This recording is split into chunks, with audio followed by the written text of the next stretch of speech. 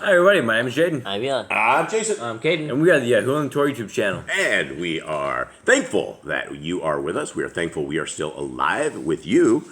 And we hope that you guys are having a wonderful week. It is a Thursday on the Gregorian calendar week. It is a, fourth day on Yah's calendar? Fifth. Fifth day? Is it fifth day? It's I think Thanksgiving too. Oh, is it Thanksgiving? Right, I don't know. Next week. I don't know anything about that. All I know about Thanksgiving is that, it's not what they said it was. And Thanksgiving is one of these things that, maybe we should discuss Thanksgiving here while we're here. Well, Thanksgiving is not what people say it was. If you look into it, it's not about a bunch of white guys that are popping popcorn in the middle of a field with some Indians as the Indians saved them. Towards the end of it, you can actually read the account that the soldiers, 2 Thanksgivings before they actually ever officially started celebrating Thanksgiving, they burned a whole bunch of Indians alive. And the guy details the screaming of them and the entire incident of Thanksgiving and the way it went. And the entire thing about so-called Christopher Columbus coming over here, and this was a land that nobody had been in. North America had been, long before Christopher Columbus and the white folks ever came and owned North America, it was a major trade route, and it was a very, very prosperous place. And prior to any of this, everything we have been taught in schools, everything we have learned is a complete lie. It's all been a complete lie. And if you're celebrating Thanksgiving, you are celebrating a Babylonian holiday. You are going against the will of our Creator. You are not doing what He wants you to do. You are celebrating the pagans and the heathens kind of days. And so is today Thanksgiving? Yeah. Is it? It is. Oh, yeah. See, that's how much it means to us. We have no idea. But of course, we're not in North America either.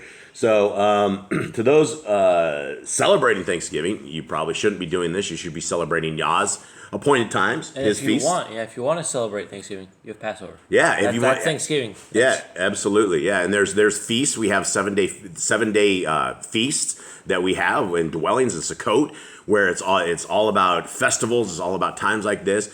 We are not to be celebrating Thanksgiving. We are not to be celebrating Christmas. You are not supposed to be celebrating Easter. That makes you look like the world. That brings you into the world. That makes you a son and daughter of Ha-Satan. And I know those words are really hard, and I know people will probably click off of that. But for anybody in Torah, you guys know that's exactly the truth. And the truth is what we're after here, because the truth is what's going to save us. And the truth is that Messiah YAHOSHUA, Jesus the Christ, is our sacrifice. He is our way. But He is the beginning of the way to commandment keeping. Because if we are not observing Genesis, Exodus, Leviticus, Numbers, and Deuteronomy, which is called the Torah, then you don't have the covenant path. You don't have the way forward. And so as we are reading these books, reading these scriptures, everything that we read, everything that comes out of Boss Clan is we are the people who believe that you guys, and it's not just you guys, we as a people keep Torah. We as a people keep the laws, statutes, and commandments of our Creator. Now, do we do this perfectly? No. We definitely have days, no doubt about it.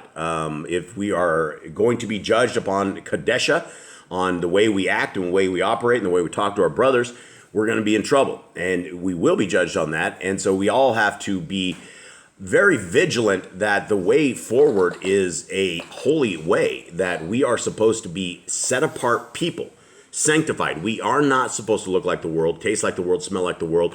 And so all these guys are putting up their turkeys and all their little whatever there are, and then the satanic Black Friday sale. I grew up and my mom was always like, well, Black Friday is the only day that the retailers ever make money. That is the first day of the year that the retailers make it into the black. And that's why we call it Black Friday. And then as I grow up, I figured out that retailers make mass amounts of money all year long. It doesn't matter if it's Black Friday. They make more money on Black Friday, but they make money all year round. It has nothing to do with any of this. It is actually a satanic origin of Black Friday as well. And all of this stuff is stuff you don't want to be participating in. And if you look at the actions of North Americans during Black Friday, they will mob into stores and they will break you. They will stomp you. It's very dangerous. It is like riding, or it's like running with the bulls in Spain is what it's like with a Black Friday sale in the North America. People are insane, and they will trample a fellow man for a large screen TV they make $20 off of, right? They get $20 coupon off, and they will trample that. And 1 month before that, they could have paid that same $20 and got that TV. 2 months from now, they could probably get that same TV for $200 cheaper than they got it when they're getting ripped off. Guys, it's a scam. So this is not the point of this whole thing, but hopefully that educates some of you guys out there. Now, we have made it to the end of the voting, and you guys have voted. You guys have said what you guys would like to read, and what you guys would like to read is the book of Joshua. Now, for anybody that does not have this book, and a gal asked me yesterday, where's the Torah? Do I have the Torah? Show me the Torah. So I sent her this very first PDF, which is Yah Scriptures single column first edition, and the first 5 books is the Torah. That's the laws of our Creator. The most precious things that you can ever embrace in your life that will bring you into the kingdom to come. And it's stuff that nobody ever talks about, right? You have all these little Christians, you have all these little people that you're saved at 8 years old. You have all of these things that are not biblical, and it's a mess. Now, for anybody that wants a book, a hard copy, large print book, it's a limited edition right here.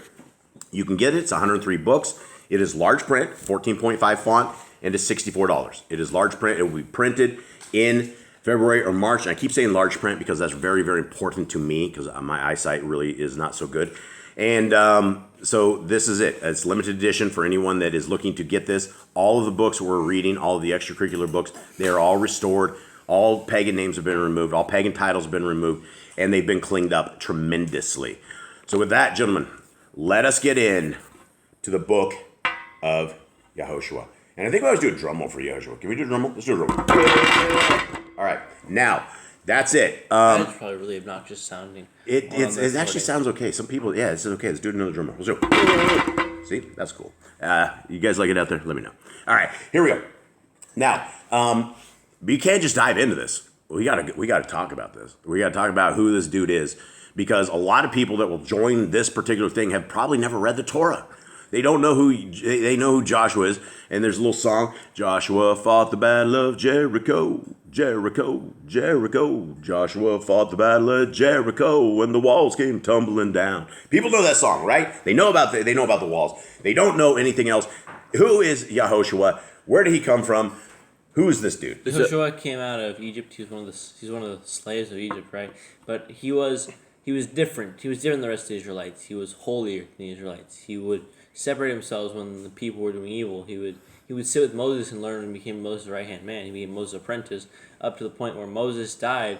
He passed off leadership to him. He stood before all the people and said, this is your new leader, and you're going to listen to him. You're going to esteem him as you have listened to me, or lack thereof. But right. First of all, Joshua had no parents. He was the son of none, yeah. He was the son of none. Yay! Boo. All right. So, he was the son of none. He had parents. That Obviously. was a joke. That was a joke, guys. His father's last name was Nunn, or his first name was Nunn. I don't know. But it was John his first name. But anyway, Jaden, tell me a little bit more about this. You have read a lot in this. You have read this. In fact, you typed this book up. Isn't this one of the books you did? Yeah, I did. You wrote the book. Not literally wrote the book, but you rewrote the book, typing it up. Tell me more about Joshua beyond what Cade just told us. He was one of the people that went into the land to spy it out. When the children of Israel went with the other 10 people, he was one of the 12, and he was one of the people that said, "Yah will fight for us." He is told to be courageous. So the book of Joshua is a lot about him being courageous and being strong, fighting against the people. His job is to take over the land and get rid of all the giants, get rid of all the Gentile nations, and to put Israel in the land. So his job is to basically give the inheritance to Israel. They've been wandering around for 40 years at this point. I think he's about 80 or 90 at the beginning of the book of Joshua. He's there 70. Wasn't he 70? I don't remember. I think we'll get to his age at some point. It'll tell us. Well, it went from his youth to really old age. Right, yeah. And he's been wandering around the desert for 40 years there already, and he's going to lead them into this little land, which becomes Israel, so that they can take over and live there, dwell there. Okay, Eli, you have anything else on this? Can you bring us anything of fruit to this conversation? I don't think so. That's it? That's all I get? Yep. Eli. All right. Something so I do want to mention is they do have the Torah at this point. They are keeping feasts. They've been doing it for about 40 years. So the Torah is a big thing here, and we see what happens when people break Torah in the camp in these chapters. Yeah, and so let me give my little spiel on Joshua. Joshua wasn't just an average dude. He's not an average dude here. He wasn't there. Even back to the days of Moshe, Joshua was the one dude who was left in the temple. Who was left? Basically, he not only was he the apprentice of Moshe, he was the direct. I mean, he hung out in the temple with Moshe all the time. When the children of Israel got kicked out, essentially when they violated things and they moved the main temple, the temple of the gathering. Wasn't it the temple of the gathering, or what is the main temple that got moved? Where Moshe just went by himself. Tent of appointment. Tent of appointment. Then Joshua was in there like a lot of times. Joshua stayed in this temple a lot of times. This was the man's man. If there was somebody as strong as Moshe coming up in this was YAHOSHUA, Joshua. And so this is a heavy hitter. This is somebody amongst our people who is pretty awesome. Just one sec here. All right, so here, let us begin. The book of YAHOSHUA. Now, why is his name YAHOSHUA and not Joshua? There's no J's in Hebrew. This was his original Hebrew name. Because they spoke Hebrew, come out of their Paleo-Hebrew, and so his name was Yahushua. There is no J's, and Joshua doesn't sound right in Hebrew. The letter J wasn't even invented until in the year 1500, right? There was no such letter. So there's absolutely no way our Messiah could have ever been called Jesus, and there's no way that Joshua was ever called Joshua. Now, why is it YAHOSHUA, and why is it the same name as our Messiah? Well, it's spelled the same way, and the Paleo-Hebrew is spelled the exact same way, and it's Yah is salvation or salvation. Yeah, and so YAHOSHUA is the same name as our Messiah. He was basically giving the children of Israel salvation. Yeah, absolutely. Okay, all right, here it comes. 1. And it came to be, after the death of Moshe, the son of Yahuwah, the servant of Yahuwah, Moshe, the servant of Yahuwah, that Yahuwah spoke to YAHOSHUA, son of Nun, the assistant of Moshe, saying, Moshe, my servant is dead. So now arise, pass over this Jordan, you and all this people, to the land which I am giving them, to the children of Israel. Every place on which the sole of your foot treads, I have given you, as I spoke to Moshe. From the wilderness and this Lebanon, even as far as the great river, the river Pereth, all the land of the Kittites, and to the great sea towards the going down of the sun is your border. No man is going to stand before you all the days of your life. As I was with Moshe, so I am with you. I do not fail you nor forsake you. Be strong and courageous, for you are to let this people inherit the land which I swore to their fathers to give them.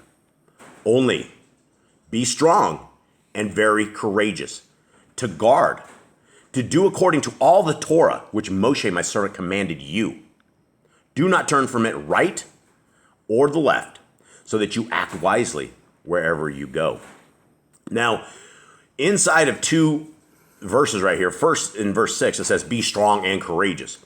And then he reiterates this. Listen, 7, only be strong and very courageous, right? This point, he's talking to him.